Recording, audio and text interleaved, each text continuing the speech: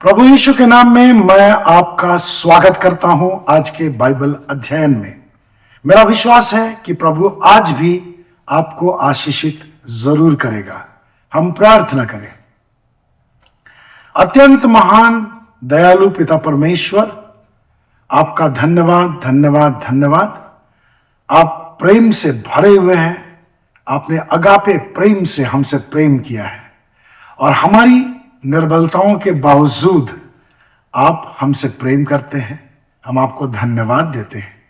आपने अब तक हमारी रक्षा रखवाली की है, हमें स्वस्थ रखा है, सुरक्षित रखा है। अपने वचन से लगातार आप हमें खिलाते रहे हैं। हम धन्यवाद देते हैं पवित्र आत्मा कि वचन की गहरी बातों को सुनने, सीखने और उस पर चलने में आप हमारी लगातार अगुवाई करते रहे हैं। पिछले तमाम कार्यक्रमों के लिए धन्यवाद। जितने लोग मेरे साथ जुड़े रहते हैं उनके लिए आपको धन्यवाद। आज भी मैं उनके लिए मांगता हूं आपका वचन, हे पवित्र परमेश्वर, आपके आत्मा के द्वारा बहुत ही प्रभावशाली ढंग से लोगों के हृदयों में अंकित कर दिया जाए। हे पवित्र आत्मा, मेरी सहायता कीजिए। मेरी जुबान पर आपका अधिकार हो, मेरे विचारों पर, मेरे हृदय पर आपका ही पूरा पूरा नियंत्रण हो, ताकि जो कुछ भी मैं कहूं वो आपकी अगुवाई में ही कहूं और कलीसिया के लिए, लोगों की आत्मिक उन्नति के लिए आज की बाइबल स्टडी लाभदायक सिद्ध हो। मैं अपने आप को और सभी दर्शकों और श्रोताओं को आपके हाथ में सौंपता हूं। हर एक का हृदय खुलने पाए, सब लोग आशीषित हों और आपके नाम को महिमा मिले। और जो गीत मैं पिता की महिमा के लिए गाऊंगा, प्रभु यीशु की महिमा के लिए गाऊंगा, उस पर भी आशीष दीजिए प्यारे पवित्र आत्मा। और हमारी प्रार्थना सुनिए यीशु के नाम में, आमीन। तो आगे बढ़ने से पहले प्रभु की महिमा के लिए एक गीत गाना चाहता हूं। आपका जाना पहचाना गीत है, लेकिन प्रभु आपको आशीष जरूर देगा।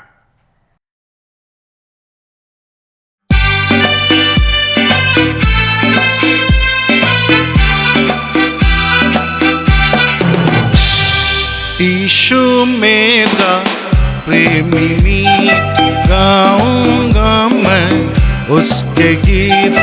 यीशु मेरा प्रेमी, गाऊंगा मैं उसके गीत। हर दिन हर दिन हर दिन हर दिन हर दिन हर दिन। यीशु मेरा प्रेमी, गाऊंगा मैं उसके गीत। यीशु मेरा प्रेमी, गाऊंगा मैं उसके गीत। हर दिन हर दिन हर दिन हर दिन हर दिन हर दिन।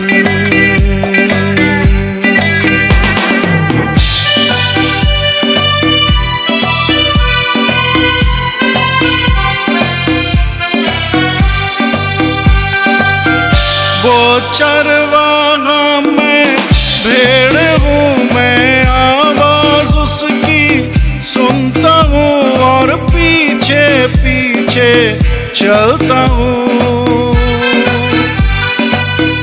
वो चरवाहा मैं, भेड़ हूँ मैं, आवाज उसकी सुनता हूँ और पीछे पीछे चलता हूँ।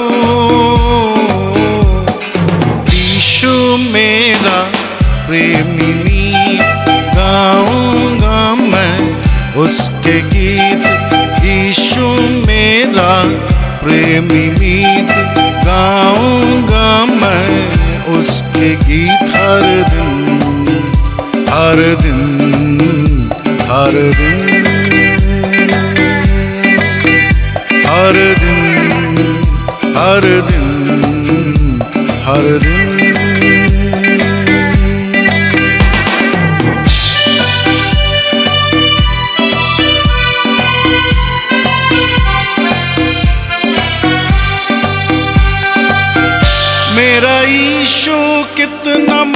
आन है, उसने मेरे लिए दी अपनी जान है, उसकी छाँव में मेरा जहान है। मेरा यीशु कितना महान है, उसने मेरे लिए दी अपनी जान है, उसकी छाँव में मेरा जहान है। यीशु मेरा प्रेमी, गाऊंगा मैं उसके गीत। यीशु मेरा प्रेमी, गाऊंगा मैं उसके गीत हर दिन, हर दिन, हर दिन, हर दिन, हर दिन, हर दिन।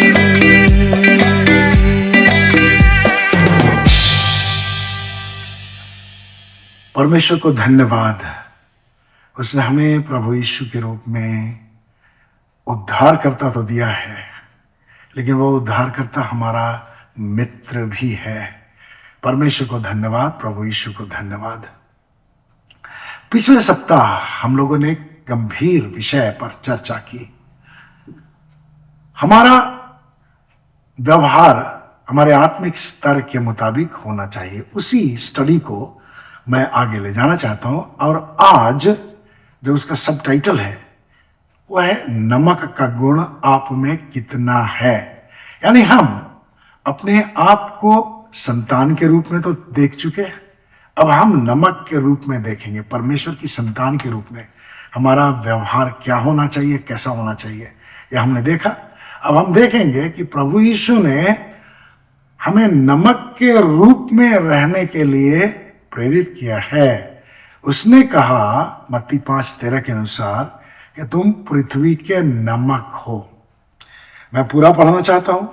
यह लिखा है, पर यदि नमक अपना स्वाद खो बैठे तो फिर किससे नमकीन किया जाएगा?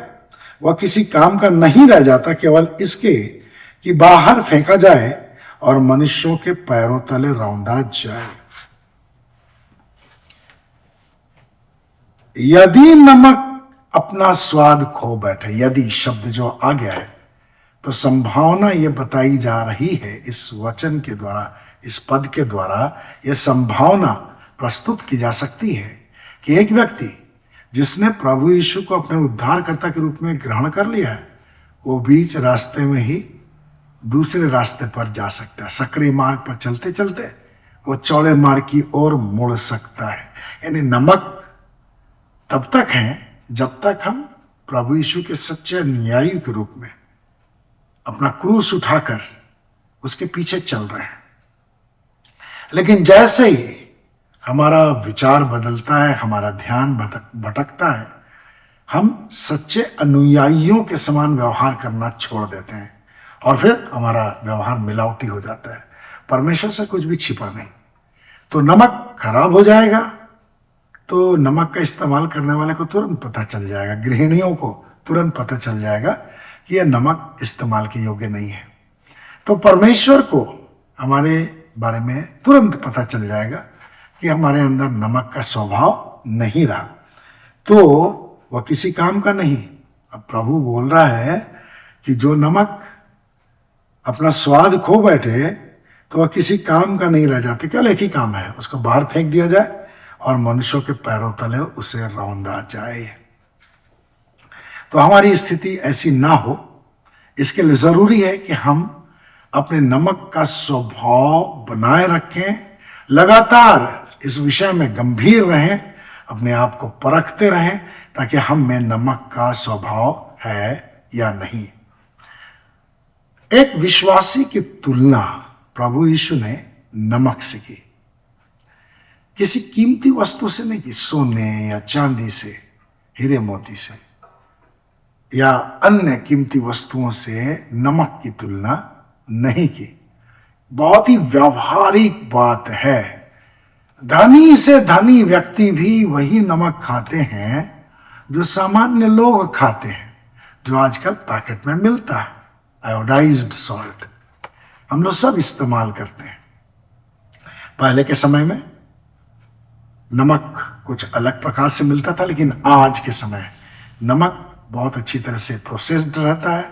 इसके बिना खाने का कोई स्वाद नहीं है, इसलिए सब लोग इसका इस्तेमाल अपने घरों में करते हैं। अब मैं थोड़ा आपको इसकी गहराई में ले जाना चाहता हूं। नमक को कहते हैं अंग्रेजी में सॉल्ट, और सॉल्ट जो शब्द है वो सैलरी से आया, लैटिन शब्द सलारियम, जिसका अर्थ है रोमी सैनिकों को सॉल्ट खरीदने के लिए दिया जाने वाला धन, यानी सैलरी के रूप में दिया जाने वाला जो धन होता था, जिसको सलारियम कहा जाता था लैटिन में, वहां से सॉल्ट की उत्पत्ति हुई है। तो नमक प्राचीन काल में वस्तु विनिमय के रूप में भी इस्तेमाल किया जाता था। इतनी खास वस्तु थी, और पुराने समय में इतना प्रोडक्शन नहीं होता था नमक का, इसलिए यह वस्तु बहुत महंगी भी थी। इसलिए रोमी सैनिकों को सॉल्ट भी दिया जाता था, ऐसा लोग कहते हैं। सैलरी के रूप में सॉल्ट भी दिया जाता था, नमक भी दिया जाता था। तो हम लौटे मत्ती 5:13 में, जहां प्रभु यीशु ने कहा तुम पृथ्वी के नमक हो। आप अपने विषय में सोचिए कि आप पृथ्वी के नमक हैं। तो नमक की कुछ उपयोगिताओं को हम देखेंगे, तो आपके अंदर में वे उपयोगिताएं होनी चाहिए। तो आज के संदर्भ में नमक महत्वपूर्ण तो है ही है, मसीहियों के लिए और भी ज्यादा महत्वपूर्ण है, क्योंकि हम इसके गुणों पर विचार कर सकते हैं, इसके गुणों पर ध्यान दे सकते हैं, और अपने आप को जांच सकते हैं नमक के साथ तुलना करके। तो नमक के गुणों के आधार पर हम अपने आप को जांचने का प्रयास करेंगे। सबसे पहली बात, हमारे स्वास्थ्य पर नमक का सकारात्मक प्रभाव पड़ता है। हो सकता है आप इस विषय में पहले भी गहन चिंतन कर चुके हो, या हो सकता है कि आपने अब तक इस विषय में कभी विचार किया ही नहीं हो। तो अगर आपने विचार नहीं किया है तो मैं आपको विचार करने के लिए प्रेरित करना चाहता हूं। सबसे पहली बात, श्वसन संबंधी दोषों को यह दूर करता है। जब हमारे गले में तकलीफ होने लगती है, ठंड लग जाता है और गले में दर्द होने लगता है, तो हम क्या करते हैं? थ्रोट इन्फेक्शन हो जाता है तो हम क्या करते हैं? नमक पानी लेकर के गार्गल करते हैं, यानी श्वसन संबंधी दोषों को यह दूर करता है। दूसरी बात, शरीर में जल योजन का काम करता है। जल का योजन, जल का संतुलन, पानी का संतुलन हमारे शरीर में ये बनाए रखता है।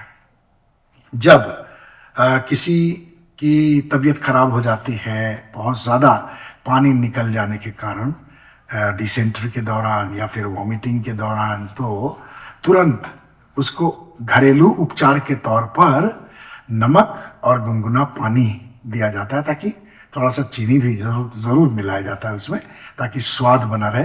तो नमक क्या करता है? जो पानी शरीर से बाहर निकल गया है उसको वो मेंटेन कर, उसके स्तर को वो मेंटेन करता है, जल योजन का काम करता है। तो नमक कितना महत्वपूर्ण है। रक्तचाप में भी लाभदायक होता है।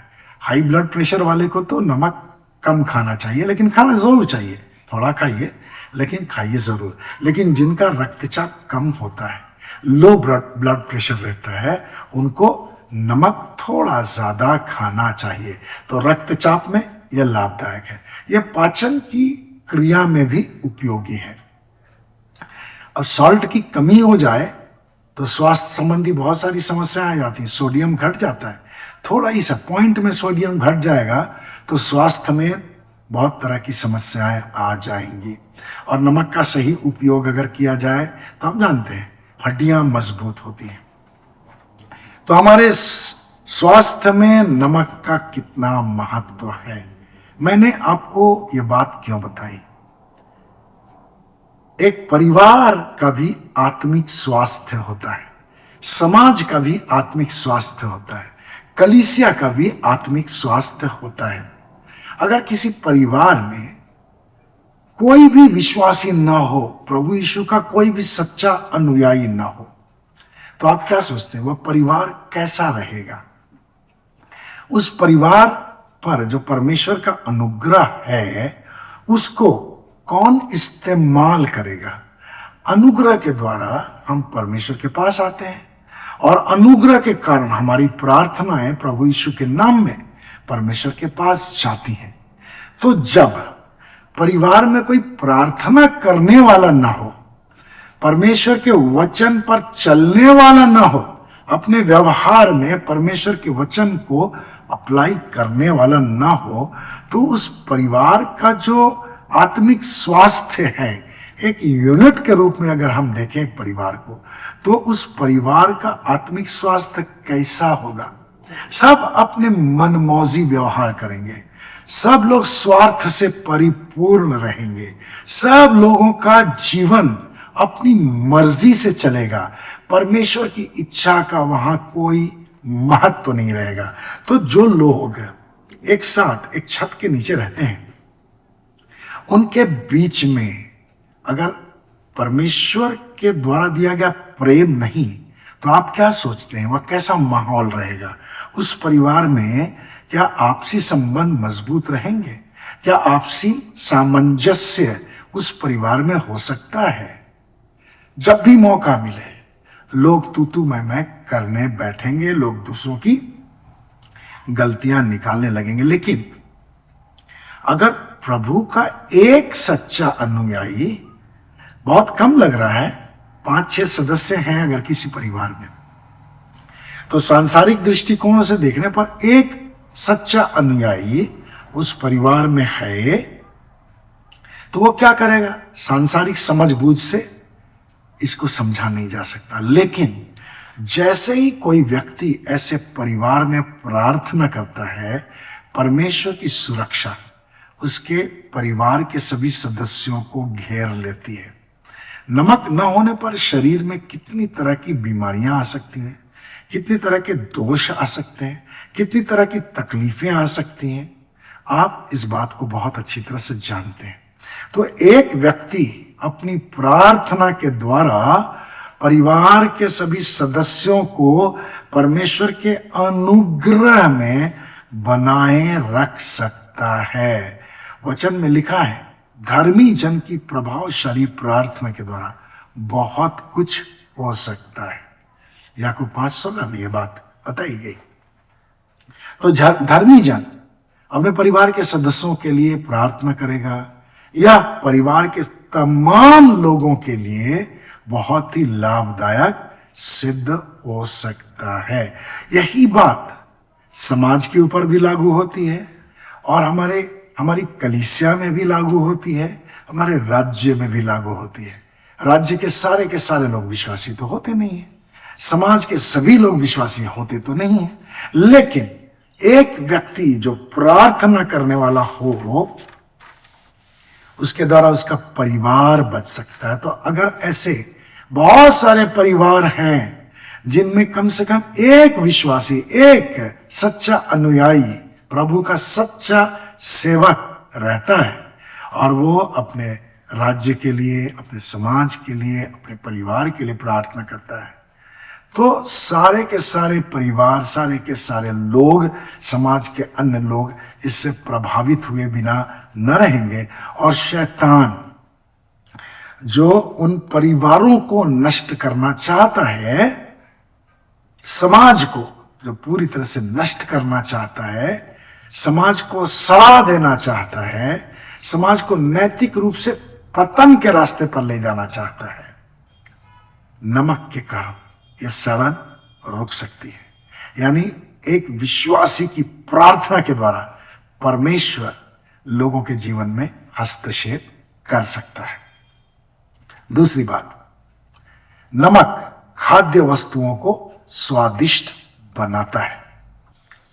नमक के बिना भोजन का स्वाद रहता ही नहीं। बहुत लजीज खाना बना दिया गया, बहुत अच्छी तरह से मसाले मिला दिए गए, बहुत अच्छी तरह से पका दिया गया, लेकिन नमक डाला ही नहीं गया, क्या होगा?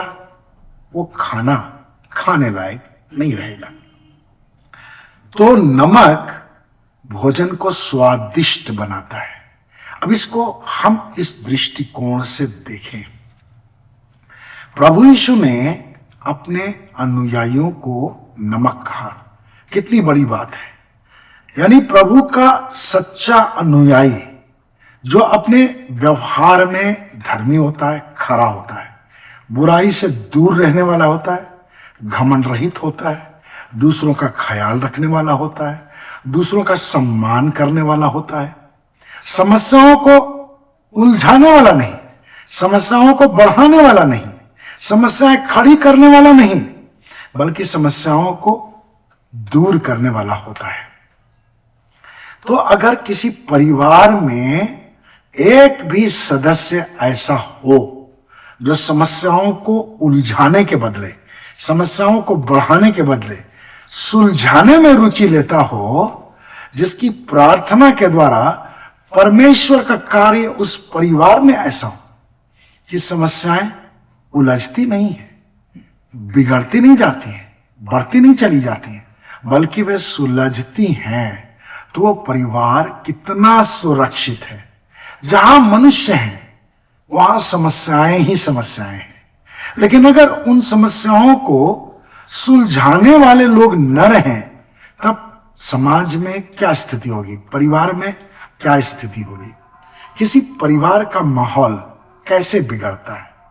जब कोई व्यक्ति अपने क्रोध में आकर के उल्टी पुल्टी बातें कहने लगता है, तब आप क्या सोचते हैं परिवार का माहौल कैसा होता है। दूसरा व्यक्ति वो भी क्रोधित हो जाता है और तू मैं की नौबत आ जाती है। कई भाई लंबे समय तक एक दूसरे से बात नहीं करते, और जब तक किसी में नमक का गुण ना आए, दो में से किसी एक में नमक का गुण ना आए, उनमें सुलह कभी नहीं होता।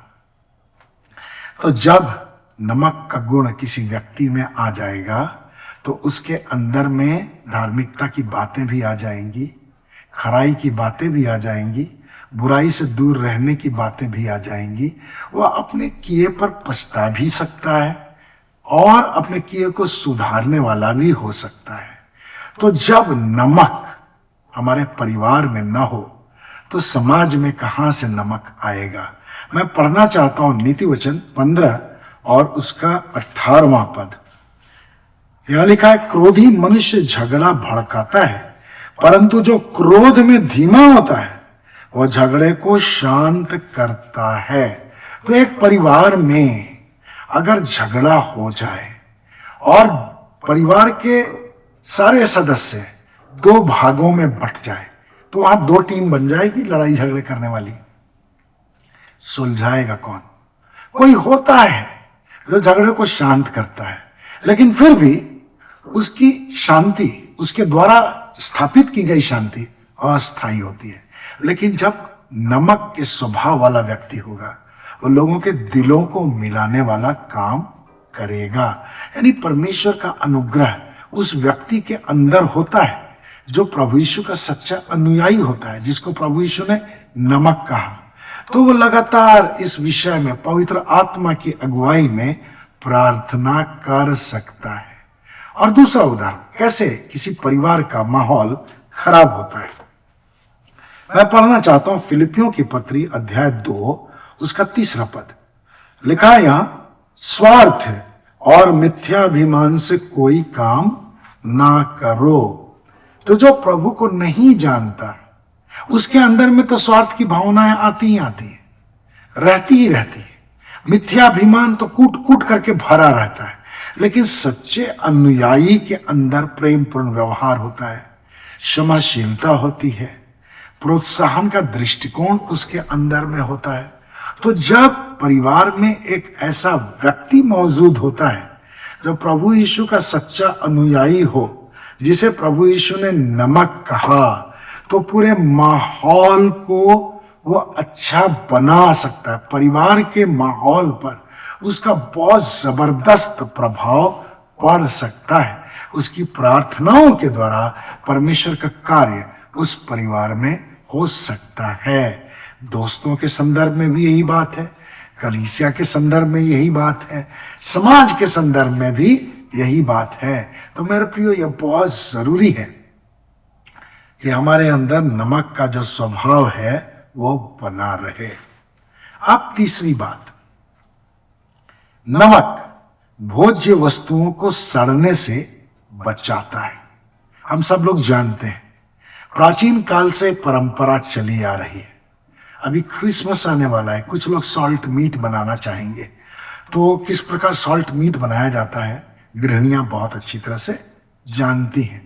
मांस मछली में नमक डाल करके उसे सुखा देने की प्रथा बहुत प्राचीन काल से चली आ रही है, ताकि वो सड़े नहीं और बहुत दिनों तक उसका इस्तेमाल किया जा सके। जहाँ समस्याएं होती हैं, ठंडा मौसम होता है और जहाँ साग सब्जियां कम मिलती हैं और मीट मछली भी थोड़ी कम मिलती है, वहाँ पर इस तरह से एक बार में स्टोर करके मीट मछलियों को नमक डाल करके बहुत दिनों तक इस्तेमाल करने की प्रथा बहुत ही लंबे समय से चली आ रही, पुराने समय से चली आ रही है।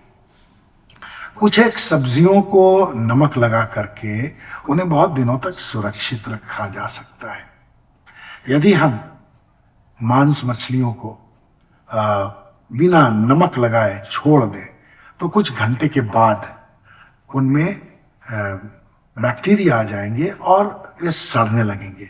तो आज हम इस दृष्टिकोण से देखेंगे, नमक के दृष्टिकोण से देखेंगे। मसीही परिवार, बहुत सारे मसीही परिवार हैं, लेकिन क्या आपने इस बात को महसूस किया है कि जिस घर में एक भी विश्वासी नहीं, वे नैतिक रूप से गिरते चले जाते हैं।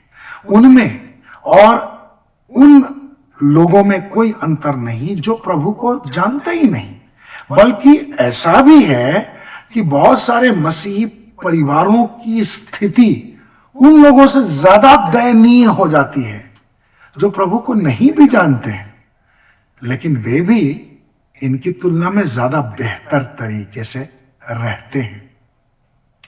तो बहुत सारे मसीही परिवार आज बिगड़ते चले जा रहे हैं, सड़ते चले जा रहे हैं, नैतिक रूप से उनका पतन होता चला जा रहा है, चारित्रिक रूप से उनका पतन होता चला जा रहा है, क्योंकि घर में, उन घरों में जिनका पतन हो रहा है, एक भी धर्मी व्यक्ति नहीं, एक भी ऐसा व्यक्ति नहीं जो परमेश्वर के चरणों में आकर अपने परिवार के सदस्यों के लिए मिन्नतें करे, उनके लिए प्रार्थनाएं करे।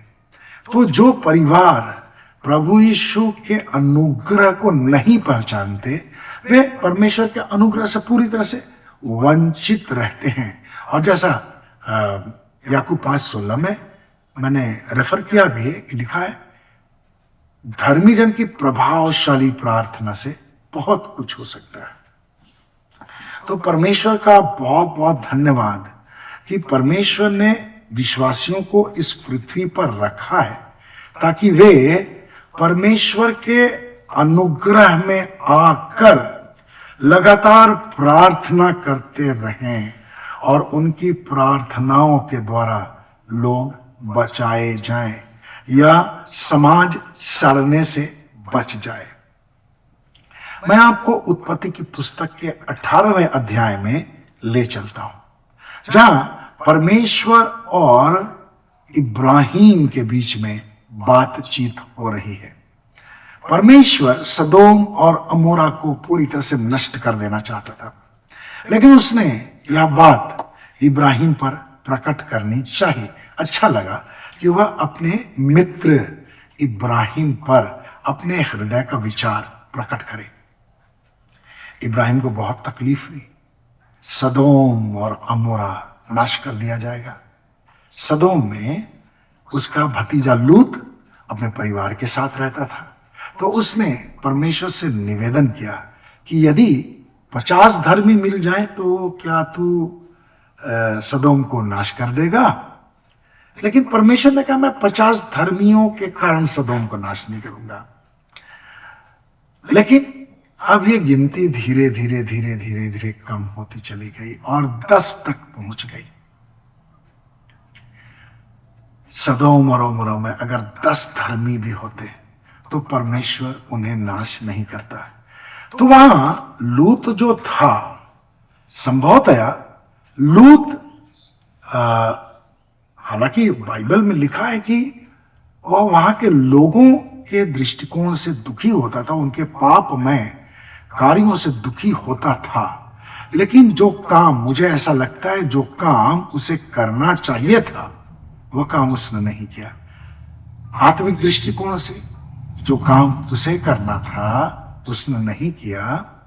उसे अपनी पत्नी और अपनी बेटियों को परमेश्वर के पास लाने के लिए प्रयत्न करना था। उसे अपने दामादों के साथ आत्मिक दृष्टिकोण से व्यवहार करना था। दामादों को भी परमेश्वर के विषय में बताना चाहिए था, लेकिन उसने अपनी जिम्मेदारी नहीं निभाई। उसका परिणाम क्या हुआ? इन दोनों नगरों की नैतिक और आत्मिक अवस्था, चारित्रिक अवस्था बहुत ही दयनीय हो गई। परमेश्वर के दृष्टिकोण में वे लोग सड़ने लगे। और मैं 2 पद आपके सामने रखना चाहता हूं। उत्पत्ति 18 उसके 20 और 21 पद को मैं पढ़ना चाहता हूं। फिर यहोवा ने कहा, वास्तव में सदोम और अमोरा की चिल्लाहट बढ़ गई है और उनका पाप अत्यंत गंभीर हो गया है। मैं उतर कर देखूंगा कि जैसी चिल्लाहट मुझ तक पहुंची है, क्या उन्होंने ठीक उसी के अनुसार किया है? यदि नहीं तो मैं जान जाऊंगा। तो ये जो चिल्लाहट है वो क्या है? चारित्रिक पतन की चिल्लाहट है, पापपूर्ण कार्यों में सहभागी होने की चिल्लाहट है। तो वहां के लोग इतने हद तक गिर गए थे, चारित्रिक दुर्बलताएं उनके ऊपर इतनी हावी हो गई थी कि उनके अंदर में व्यभिचार की बातें बहुत ज्यादा प्रबल हो गई थी और समलैंगिक व्यवहार वहां बहुत भयंकर हो गया था, जिसके कारण यह चिल्लाहट परमेश्वर के कानों तक पहुंच गई। और परमेश्वर ने तब क्या किया? सदोम और अमोरा दोनों नगरों को नाश कर दिया। ऐसा अंदाज लगाया जाता है कि सदोम और अमोरा में लगभग 50 से 60 हजार लोग रहते होंगे। एक ही व्यक्ति धर्मी था, लूत। लूत के कारण उसकी पत्नी और उसकी दोनों बेटियों को वहां से भागने की अनुमति दी गई, लेकिन उसकी पत्नी ने उस अनुमति का लाभ प्राप्त नहीं किया। वो नमक का खंभा बन गई। तो मेरे प्रियो, हम पृथ्वी के नमक हैं, अपने परिवार के नमक हैं, अपनी कलीसिया के नमक हैं, अपने समाज के नमक हैं। हमें उन स्थानों को सड़ने से बचाना है जो स्थान हमारे अधिकार क्षेत्र में है, जहां हम रहते हैं, जहां हम काम करते हैं। बल्कि हम यदि अपना नमकीन स्वभाव बनाए रखें तो परमेश्वर हमें इस्तेमाल करेगा, क्योंकि इस्तेमाल करने वाला तो वही है। और हमारी चाहत भी अगर है तो जरूर हमें इस्तेमाल करेगा और हम अपने घर को, अपने समाज को, अपनी कलीसियाओं को सड़ने से बचा सकते हैं। इसकी चिल्लाहट परमेश्वर तक जाने से रोक सकते हैं। परमेश्वर आपको आशीष दे कि आपके अंदर जो नमक का स्वभाव है वह बिगड़े नहीं और आप मनुष्यों के पैरों तले कभी रौंदे न जाएं, बल्कि परमेश्वर लगातार आपका सम्मान करे और आपको खाने में नमक के समान इस्तेमाल करे। मीट मछलियों को बचाने में जिस प्रकार नमक का इस्तेमाल होता है, उसी प्रकार समाज को, परिवार को बचाने के लिए इस्तेमाल करे। किसी व्यक्ति के स्वास्थ्य में जिस प्रकार नमक का इस्तेमाल होता है, जिस प्रकार नमक का महत्व है, उसी तरह परिवार के स्वास्थ्य के लिए, समाज के स्वास्थ्य के लिए, कलीसिया के स्वास्थ्य के लिए आपको इस्तेमाल करें, ताकि परमेश्वर की महिमा। हम प्रार्थना करें। प्रेमी पिता परमेश्वर, आपको हृदय से धन्यवाद। आपके अनुग्रह से हमने एक बहुत ही गंभीर विषय पर आज बाइबल स्टडी की है। प्रभु यीशु ने कहा, तुम पृथ्वी के नमक हो। हम कई दफा इस बात को भूल जाते हैं कि हम पृथ्वी के नमक हैं। हमें घर का भी नमक बनना है, हमें समाज का भी नमक बनना है, कलीसिया का भी नमक बनना है। हमें इस्तेमाल कीजिए। उसी तरह जिस प्रकार गृहिणियां भोजन को स्वादिष्ट बनाने के लिए सही स्तर पर, सही मात्रा में नमक का इस्तेमाल करती है, हमें भी उचित तरीके से इस्तेमाल कीजिए, ताकि जिस परिवार में हम रहते हैं उस परिवार का आत्मिक स्वास्थ्य उन्नत होता चला जाए। जिस समाज में हम रहते हैं वह समाज हमारे कारण, हमारे व्यवहार के कारण, हमारी धार्मिकता के कारण, हमारे आत्मिक आचरण के कारण, हमारी प्रार्थना में जीवन के कारण आपके अनुग्रह से सुरक्षित रहे, वो सड़े नहीं, हमारा राज्य न सड़े, हमारी कलीसियाएं न सड़े। स्वामी, हम पर दया कीजिए और हम आपकी महिमा अपने जीवन में देख पाए। अनुग्रह कीजिए, आशीष दीजिए, ताकि इस बाइबल स्टडी के द्वारा बहुत लोग आशीषित हों। और जो हमारे साथ लगातार जुड़े हुए हैं, मैं उनके लिए आपको हृदय से धन्यवाद देता हूँ। जिन्होंने हमारे कार्यक्रम को सब्सक्राइब किया है, मैं उनके लिए आपको हृदय से धन्यवाद देता हूँ।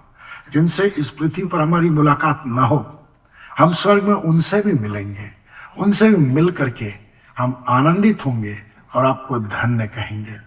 जो मेरे लिए प्रार्थना करते हैं, अन्य कार्यक्रम से जुड़े हुए लोगों के लिए प्रार्थना करते हैं, उनके ऊपर आपका अनुग्रह लगातार बना रहे और हमारे सभी श्रोताओं और दर्शकों पर आपका अनुग्रह रहे, ताकि वे अपना स्वभाव आपके अनुग्रह से नमकीन बनाए रखें, ताकि उनका स्वभाव कभी भी आपकी दृष्टि में खराब ना हो। और जैसे नमक खराब होने पर फेंक दिया जाता है, वैसे उनको फेंका ना जाए, बल्कि उनका स्वाद बना रहे।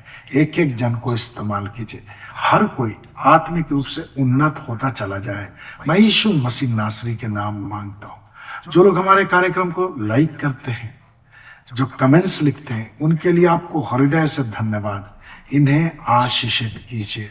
जो हमारे कार्यक्रम को शेयर करते हैं, उनको आशीष दीजिए। ये तमाम लोग आपके भय में, आपके प्रेम में सुरक्षित रहें, विश्वास में बढ़ते जाएं और आपके नाम की लगातार महिमा इनके जीवन से होने पाए। इनको अपनी सुरक्षा में रखिए, शैतानी युक्तियों से बचाइए, सड़ने से बचाइए, आत्मिक रूप से उन्नत कीजिए और इनका जीवन बहुत से लोगों के लिए आशीष में ठहरे।